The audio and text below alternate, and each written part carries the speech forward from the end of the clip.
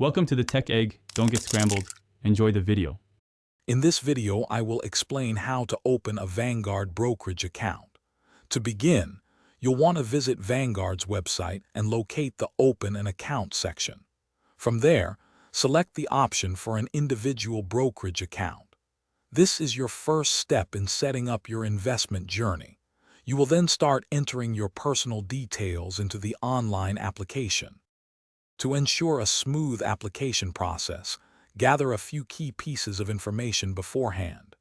You will need your social security number, your birth date, and your current U.S. home address. If you are employed, have your employer's name and address readily available. Additionally, your bank account and routing numbers will be essential for linking your funding source.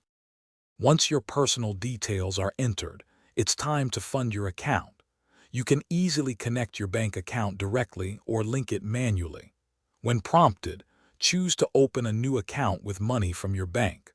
While some mutual funds have higher minimums, you can often start a brokerage account with as little as $1. You will also select a settlement fund for any uninvested cash. With your account funded, you can now explore Vanguard's diverse investment options.